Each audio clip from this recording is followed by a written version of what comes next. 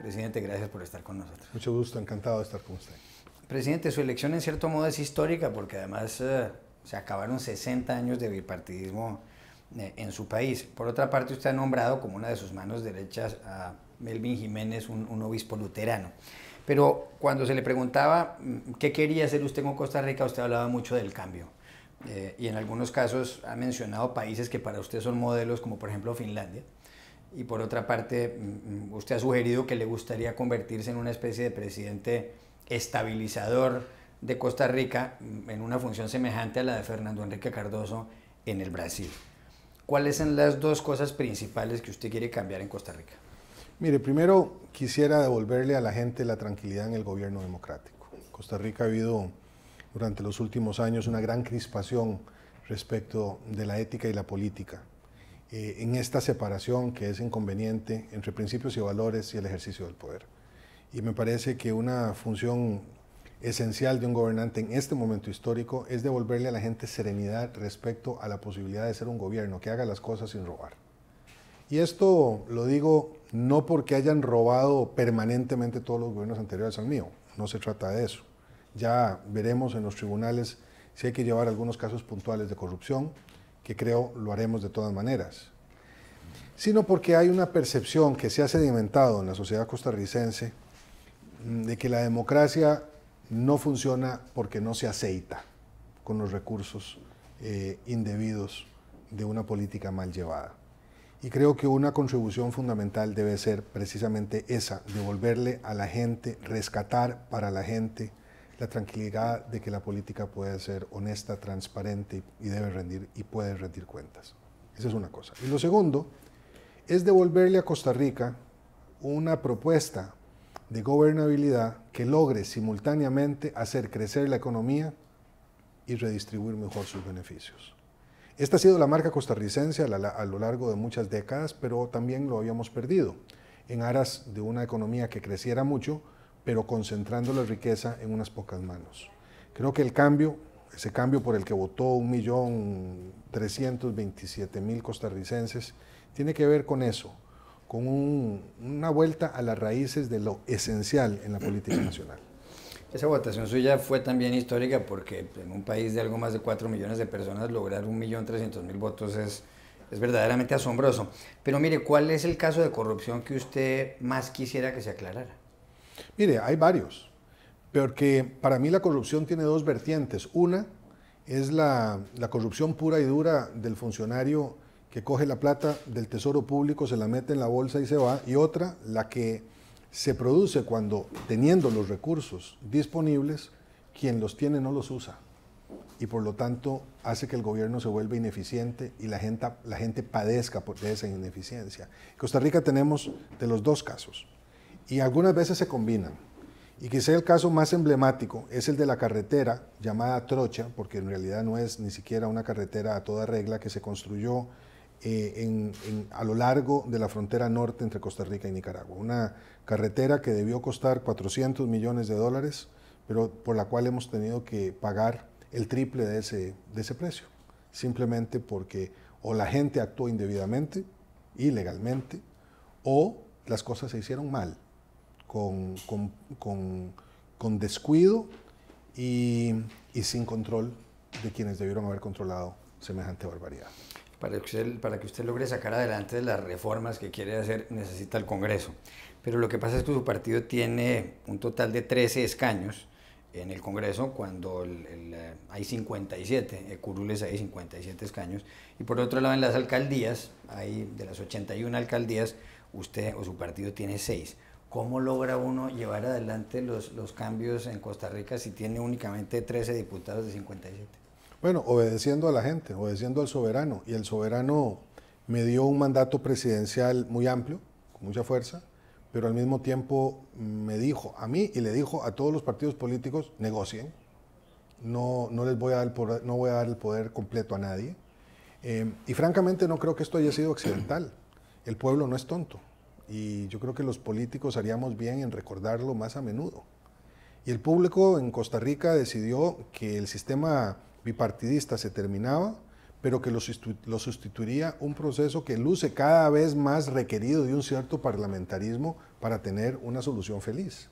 Y eso solo se logra todavía en un régimen que sigue siendo presidencial, estableciendo condiciones de negociación entre los bloques políticos y partidarios de buena calidad. Así es como hay que hacerlo. No hay otra posibilidad, porque esos 13 diputados que tiene mi partido son a su vez equivalentes casi en igual número al que tienen todos los demás partidos, incluido el partido principal de oposición que tiene 18. Es decir, que en realidad esos 13 partidos que están representados en el Congreso se dividen en 5 bloques prácticamente del mismo tamaño, de los cuales 2 y casi siempre 3 son requeridos para resolver por mayoría los temas que corresponden a la agenda legislativa del momento. Usted está en Estados Unidos en una gira visitando, entre otras cosas, varias empresas, más de 25 empresas estadounidenses. Desde luego, esas empresas tienen relaciones con Costa Rica gracias al Tratado de Libre Comercio que hay entre los dos países o entre ambas regiones. Pero usted, sin embargo, se opuso en una época al Tratado de Libre Comercio con Estados Unidos.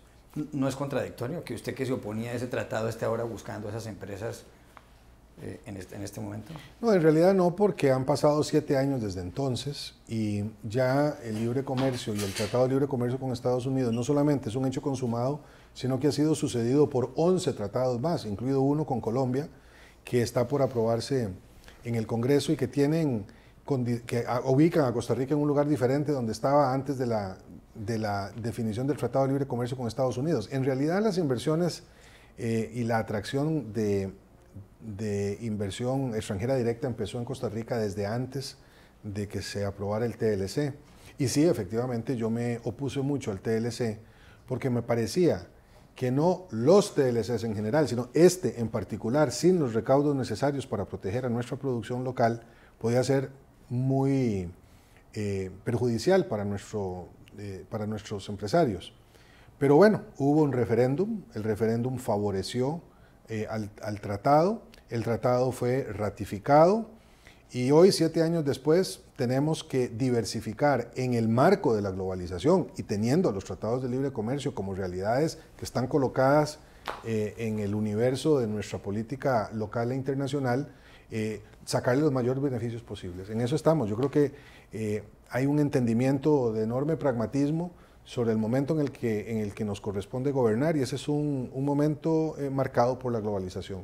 Hay un pleito limítrofe entre Costa Rica y Nicaragua por una isla que está en la costa norte de ambos países, en la desembocadura del río San Juan, una isla de 3 kilómetros cuadrados, Isla Portillos para ustedes, los nicaragüenses la llaman Harbor Head, y está pendiente el fallo de la Corte Internacional de Justicia de La Haya. ¿Cómo cree que va a fallar la Corte? Bueno, supongo que la Corte fallará con equidad y quiero pensar que lo hará de manera favorable a Costa Rica porque en lo que toca a los 2 casos que Costa Rica ha interpuesto contra Nicaragua, porque son 2 casos que Costa Rica tiene colocados en sede judicial y uno que tiene Nicaragua colocado en esa misma sede que es la Corte Internacional de Justicia, en los 2 casos en donde Costa Rica ha interpuesto esas demandas, me parece que los elementos que favorecen nuestra tesis son de una absoluta y meridiana claridad. Pero obviamente yo soy el presidente de Costa Rica, veremos qué dicen los jueces de la Corte, porque los elementos que hemos aportado son contundentes. Yo me complazco mucho de que sea en sede judicial donde tengamos ese diferendo. Costa Rica es un país que por no tener fuerzas armadas tiene que confiar en las armas del derecho internacional. El derecho internacional ha correspondido a esa confianza que Costa Rica le ha tenido y me parece que lo volverá a hacer en este caso. Los temas no son pequeños. En la zona del Caribe es ciertamente Isla Portillos el meollo de la contienda. En el mar Pacífico, las amenazas de Nicaragua son mayores desde el punto de vista cuantitativo, porque dependiendo de cómo se resuelva ese contencioso, se ponen en cuestión más o menos, o podrían ponerse en cuestión más o menos 50.000 kilómetros cuadrados de mar territorial costarricense, que es el equivalente en mar del tamaño del territorio de Costa Rica en el continente. Así es que creo que para nosotros es estratégico ganar estos contenciosos y vamos a ver cómo falla la Corte. En el caso del primero, probablemente un año más, en el caso del segundo, de 3 a 4 años debido a reciente interposición de ese juicio. ¿Es partidario de la legalización de la droga? No. No lo soy, aunque sí soy partidario de discutir sobre ella. Y no lo soy porque la legalización de la droga en general nadie la está proponiendo. La que se propone es de la marihuana, y para Costa Rica el problema de la violencia asociada al crimen organizado no tiene que ver con la marihuana, sino con el tráfico de cocaína. Usted comprende bien, viviendo donde vivimos y viniendo de donde viene, igual que yo, la delicadeza de la situación del tráfico de drogas en la cuenca del Caribe. Es un contexto poco favorable para llegar a medidas que especulen mucho sobre la naturaleza de la violencia y la incidencia de esta en los procesos de tráfico del crimen organizado. Yo creo que para un país en esta zona, asumir fácilmente el tema de la legalización, que puede resultar muy atractivo en otros paralelos, puede resultar sumamente complicado. Tiene implicaciones de política pública, en seguridad, en salud, y me parece que aporta poco a la solución del problema en su globalidad. Ya se ha puesto en marcha la llamada Alianza del Pacífico, en donde 4 países, México, Colombia, Perú y Chile, están trabajando, se están integrando mucho más. ¿Hay expectativa por qué va a hacer Costa Rica allí? ¿Usted quiere que Costa Rica entre a la Alianza del Pacífico, sí o no? Pues mire, yo tengo un mes de estar en la presidencia. En ese mes he tenido que lidiar con una huelga de maestros heredada que me tomó 3 semanas. Estoy viendo cuáles han sido los términos de la negociación, porque no han sido conocidos por mí antes de llegar al poder, y todavía no he visto los términos de esa negociación. Estamos en el proceso de valorarla. Evidentemente, Costa Rica está interesada en participar en los procesos de integración. Nos parece importante el tema de la Alianza del Pacífico, pero carezco de los elementos en estos momentos suficientes como para decirle vamos a entrar con todo. Y tengo 2 observaciones especiales que quiero aclarar. Una tiene que ver con la velocidad de la desgravación arancelaria, que supera aquella que está establecida en los tratados de libre comercio que Costa Rica ya tiene con los países de la Alianza. Y el segundo tiene que ver con el tema de las migraciones y de los requisitos de visas y los requisitos consulares. Son dos temas que quiero analizar con mayor detenimiento. O sea, le seduce la idea, pero aún no se ha decidido. Sí, no, Costa Rica ha estado participando y hay un proceso en marcha. Estamos invitados a las reuniones, participan nuestros ministros como observadores en los distintos espacios que se han abierto con ese propósito. O sea, que no ha habido en ello timidez ninguna de parte del gobierno de Costa Rica, ni la hay ahora. Pero sí, en esta materia hemos aprendido que el diablo, al igual que en otras, vive en los detalles, y nosotros debemos de tener cuidado para que el diablo no se nos meta a la sala de la casa.